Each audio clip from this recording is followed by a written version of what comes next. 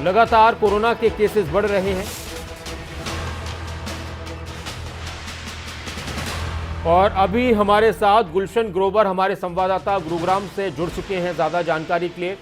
गुलशन, गुरुग्राम, पूरे हरियाणा की अगर बात की जाए तो गुरुग्राम में सबसे ज्यादा केस कोरोना के फिर से सामने आने लगे हैं। इसको लेकर किस तरह की एहतियात बरती जा रही है? प्रशासन की तरफ से क्या कुछ नए दिशा निर्देश दिए गए हैं या अभी फिलहाल कुछ लोग महसूस कर रहे हैं या फिर अभी लाइफ वैसी चल रही है जो फिलहाल बंदिशों से राहत मिली थी?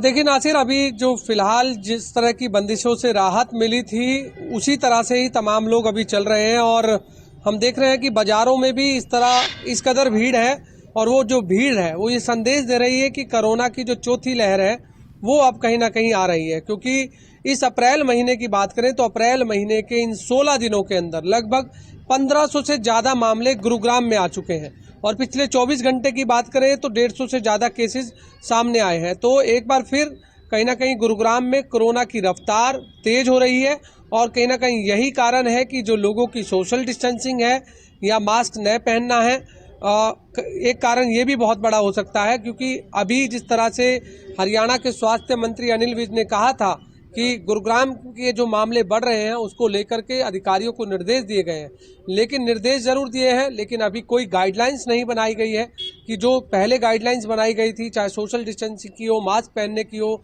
या दुकानदारों को ओड इवन की तरह दुकानें खुली हो, तो इस तरह से अभी कुछ भी गाइडलाइंस नहीं बनी है। लेकिन तमाम लोग हमारे साथ है गुरुग्राम निवासी, उनसे जान लेते हैं। लगातार गुड़गांव में एक बार फिर मामले बढ़ रहे हैं, किस तरह से देख रहे हैं? क्या लगता है कि सरकार को जल्दी अब गाइडलाइंस बना लेनी चाहिए? ऐसा है कि अभी जो केस आ रहे हैं उसमें ज़्यादा कोई ऐसा डरने वाली बात नहीं आ रही जिससे कि लोगों को एडमिशन लेना पड़े या घर पे रह के सब ठीक हो रहे हैं। लेकिन यह है कि अगर ये केस और बढ़े तो उसके लिए सावधानी जरूर बरतनी चाहिए, नहीं तो ये खराब कर सकते हैं। देखा था कि हमने गुरुग्राम में एक समय में इस तरह की स्थिति थी, लोगों को बेड नहीं मिल रहे थे, वेंटिलेटर नहीं मिल रहे थे और ऐसे में क्या लगता है कि जिस तरह से मामले अब लगातार बढ़ रहे हैं तो समय रहते स्वास्थ्य विभाग को भी तमाम तैयारियां कर लेनी चाहिए? देखो, जो पहला टाइम आया था उस टाइम हमें पता, जैसे हमने बेड दिलवाए, जैसे हमने संस्कार करवाए, जैसे ऑक्सीजन की समस्या ठीक करवाई, जैसे दवाइयों का ठीक करवाया। लेकिन आज जो है समय यह है कि भी सरकार को फिर भी संभल के रहना चाहिए कि कभी भी कुछ हो सकता है। अगर केसेस ज़्यादा बढ़े और पोजीशन खराब होने लगी तो सावधानी तो पहले बरत के चलना पड़ेगा। पिछले 24 घंटे में 150 से ज्यादा नए केस कैसे देखते हैं गुरुग्राम में?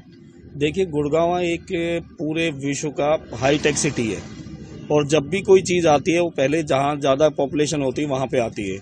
गुड़गांव में जो केस बढ़ रहे हैं चिंता की बात है, लेकिन लोगों को इसमें समझना चाहिए और लोगों को सरकार जब गाइडलाइन बनाएगी उसी से नहीं, अपनी तरफ से भी लोगों को प्रिकॉशन रखना चाहिए और सावधानी रखनी चाहिए। लेकिन अभी तक ना मास्क पहनना की कोई बात आई है, ना ही कोई सोशल डिस्टेंसिंग की बात आई है।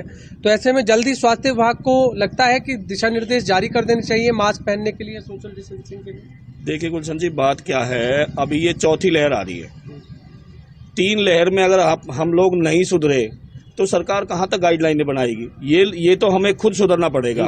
जो पब्लिक है, पब्लिक को खुद समझना पड़ेगा कि चौथी लहर आ रही है। चौथी लहर में हमें पहले ही सावधानियां जो कि हम 3 से नहीं सीख पाए वो हमें करना चाहिए। देखिए नासिर, बिल्कुल, हालांकि लोग कह रहे हैं कि लोगों को खुद ही ये संभलना होगा और जब ही ये कोरोना की जो चौथी लहर है उस पर अंकुश लग सकता है और जो मामले बढ़ रहे हैं वो मामले ना बढ़े, वो यहीं रुक जाएं।